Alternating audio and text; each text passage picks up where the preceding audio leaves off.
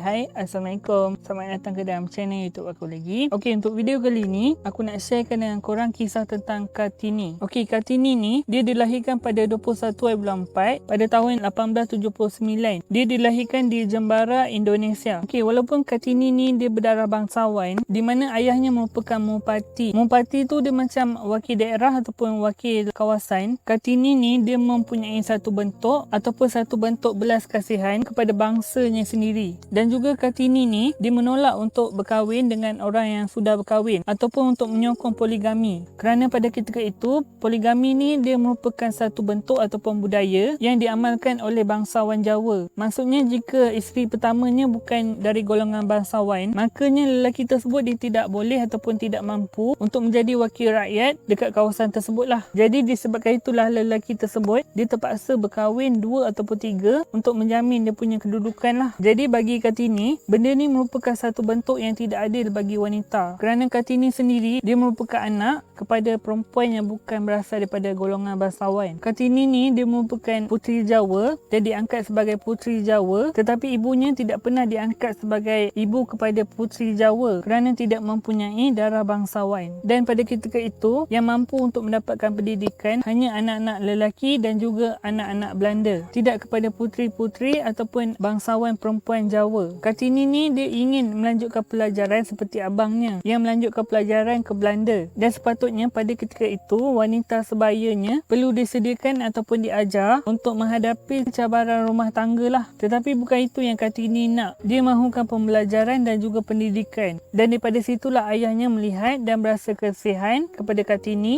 dan memberi sedikit kelonggaran kepada Kartini lah, di mana Kartini ni dia dapat sedikit kelonggaran lah untuk keluar untuk berjumpa dengan orang dan untuk menjadi wakil kepada ayahnya. Dan akhirnya Kartini telah berkahwin dengan seorang mupati juga ataupun wakil rakyat di satu kawasan lah. Sebab Kartini ingin berkahwin sebab dia ingin menjaga air muka ayahnya, kerana ayahnya selalu disindir, kenapa anak kau tak kahwin, kenapa anak kau belum dipinang orang dan sebagainya lah. Dan yang paling terkenal tentang Kartini ni adalah habis gelap terbitlah terang. Sebab kalau kita perasan kehidupan Kartini ni agak singkat, di mana selepas Kartini ni dia berkahwin, dia telah dibawa di satu perkampungan suami dia lah. Sebelum Kartini ni dia berkahwin dengan suaminya, dia telah keluarkan beberapa syarat. Contohnya dia nakkan pendidikan ataupun dia mahukan sekolah dibina untuk anak-anak pejabat di kawasan suaminya lah. Dan syarat tu telah disetujui oleh suami Kartini dan memang telah terwujud satu sekolah untuk anak-anak perempuan di kawasan tersebut lah. Kartini ni dia telah membawa satu tukang ukir yang terbaik daripada Jepara, di mana kawasan perkampungan suami dia lah, untuk mengajar cara untuk mengukir kayu supaya ukiran kayu tersebut dia boleh menjadi pendapatan oleh penduduk kat situ lah. Dan akhirnya mereka boleh mengelakkan anak-anak perempuan mereka untuk masuk ke dalam rumah, iaitu kita panggil dia sebagai kuli lah ataupun orang gaji daripada mereka kecil. Kartini ni dia merupakan orang yang sangat ada belas kasihan kepada penduduknya ataupun rakyatnya, di mana Kartini telah menolak sebarang penindasan kepada dirinya dan juga rakyatnya, kerana dia nampak apa yang berlaku di tanah Jawa ataupun Jepara pada ketika itu, di mana dia nampak pada ketika itu orang Belanda dia banyak mengambil hasil daripada orang Jawa, dan orang Jawa seperti bukan tuan rumah di tanah sendiri. Jadi pada ketika itu Kartini dia ingin memecahkan cekaman daripada jajahan Belanda dan memberi pendidikan kepada perempuan dan juga anak-anak yang lain lah. Apa yang Kartini nampak dan dia percaya adalah wanita merupakan sekolah untuk anak-anak. Jadi sekiranya sekolah itu tidak pandai ataupun buta huruf, macam mana anak-anak Jawa ingin membangun dan membesar menjadi seorang saintis dan menjadi generasi yang lebih baik daripada sebelumnya. Jadi apabila kita bercakap tentang satu bentuk yang dibawa oleh Kartini, dia telah mengungkapkan satu kod ni, iaitu bukanlah laki-laki yang ingin kami lawan, melainkan pemikiran kolot dan juga adat resam yang lapuk.